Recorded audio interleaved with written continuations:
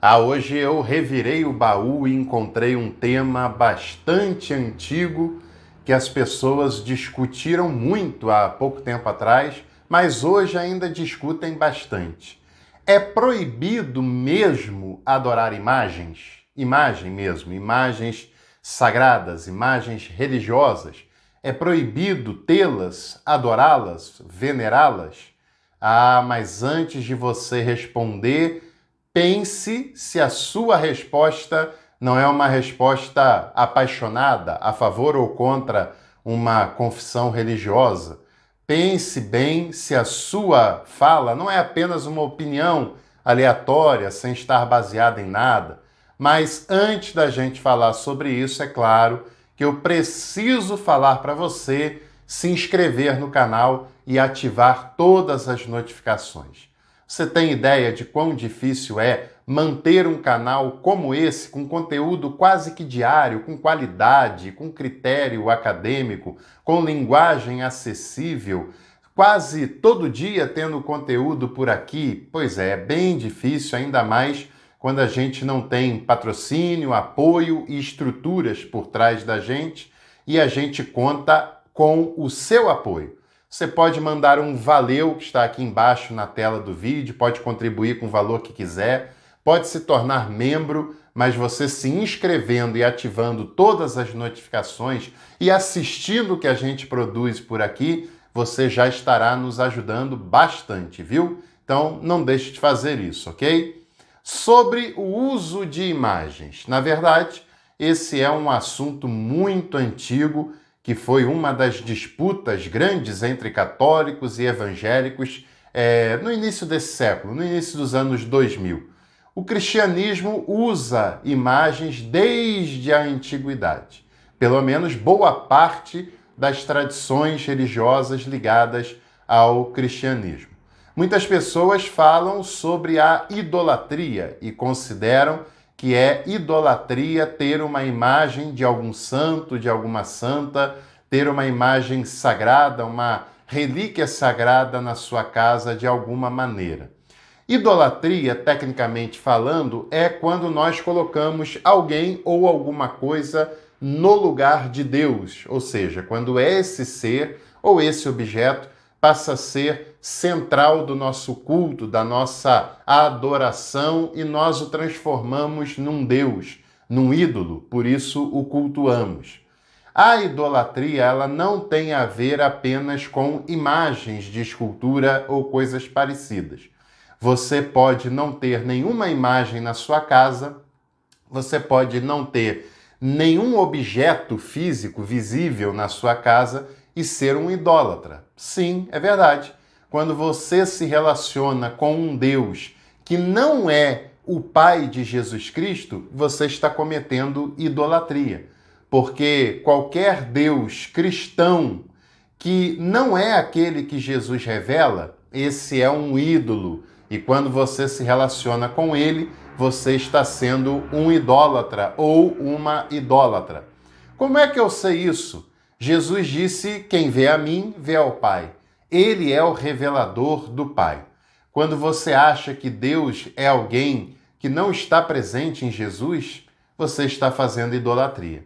Por exemplo, quando você acha que Deus está ao teu serviço, que ele vai fazer tudo o que você quer, quando você acha que Deus é mau, vingativo, quando você acha que Deus apoia a maldade, a violência, a tortura, por exemplo, você está cometendo idolatria, porque esse Deus não é o Pai misericordioso e amoroso revelado por Jesus.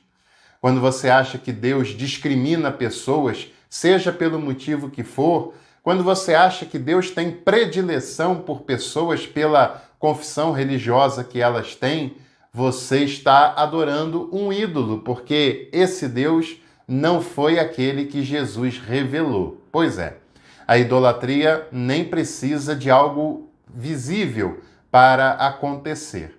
Porém, as imagens que nós conhecemos, elas estão relacionadas ao paganismo, estão relacionadas aos cultos politeístas que lá na época do Antigo e do Novo Testamento eram usados pelos povos pagãos. A igreja primitiva não usava imagens nos seus cultos. E não usava principalmente porque ela estava inserida no contexto do Império Romano, que era um império pagão, politeísta e, portanto, tinha vários deuses, várias imagens que representavam esses deuses, e a igreja, para não ser confundida naquele balaio todo do Império Romano, ela não usava imagens nos seus cultos. Inclusive, os cristãos primitivos foram acusados de ateísmo, e muitos acreditavam que as pragas que aconteciam era por culpa dos cristãos que estavam aborrecendo os deuses. É verdade. Eu tenho um vídeo aqui falando sobre as causas das perseguições, depois você assiste lá se você quiser. Depois, na virada constantiniana, no século IV, a igreja passa a absorver muitos elementos do Império Romano, a estrutura, a hierarquia, os templos, inclusive. Outra coisa que ela vai absorvendo é o uso de imagens, o uso de ícones sagrados nos seus cultos. E aí, ícones sagrados, se entende a cruz, se entende a própria Bíblia, se entende os ritos, se entende também as imagens de grandes personagens do cristianismo das mais diferentes épocas que foram, inclusive, do próprio Jesus Cristo. É importante a gente saber que há uma diferença entre adoração e veneração. Adoração é quando você entende que aquela imagem, que aquele ícone, que aquela pessoa é Deus e, portanto, você o adora, você pede, você confia como se fosse o próprio Deus. Isso, sem dúvida nenhuma, foi considerado errado pela Reforma Protestante, é considerado errado, inclusive, pelo próprio catolicismo. Agora, veneração é outra coisa. Você não acha que a Bíblia é Deus.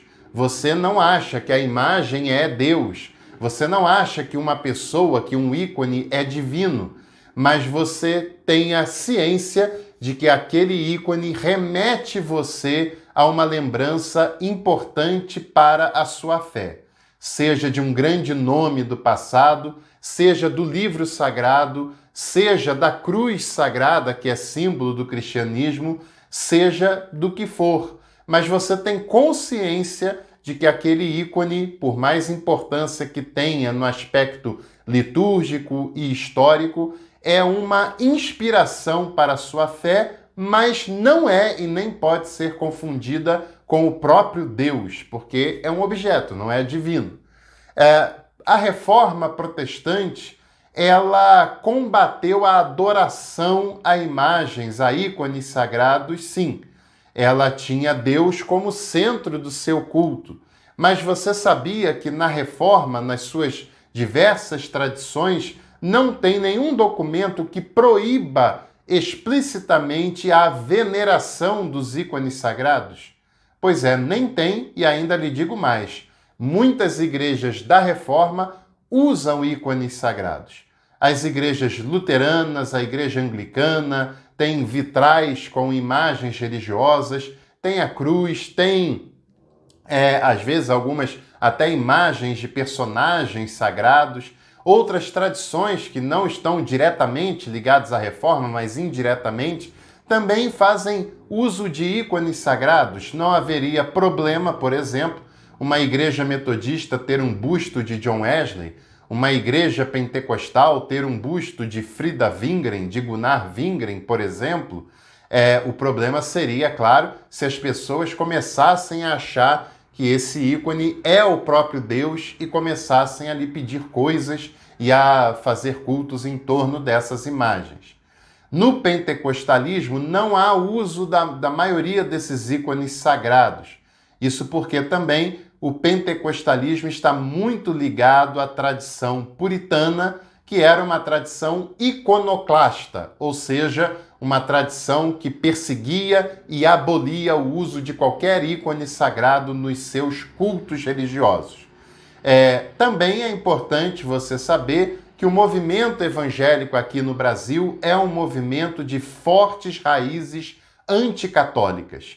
E por isso, tudo que lembrava catolicismo, esse movimento foi excluindo de um modo bastante radical das suas práticas e da sua vivência. Porém, analisando historicamente, não há como nós dizermos que não se pode ter ícones sagrados nas igrejas, até porque é quase que impossível não termos. A Bíblia se torna um ícone sagrado, até porque ela é o livro sagrado dos cristãos e não tem como ser de maneira diferente, é claro. Só que você sabe que a Bíblia não é o próprio Deus.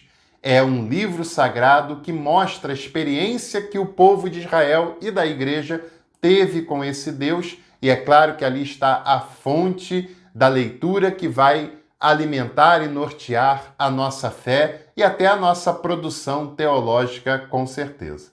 Então, é importante a gente falar sobre isso, e muitas vezes esse é um assunto que descamba para a intolerância religiosa, para o racismo religioso, de uma pessoa considerar que um católico é um perdido que vai para o inferno porque na sua igreja tem uma tradição de ter ícones sagrados. Pega leve, viu? Você não é o Salvador, você não tem autoridade para dizer quem vai para o céu, quem vai para o inferno, ninguém tem, nem instituição religiosa nenhuma tem. E é claro, o Salvador é aquele que lida com todos e todas de modo misericordioso e amoroso. Não se esqueça disso, viu?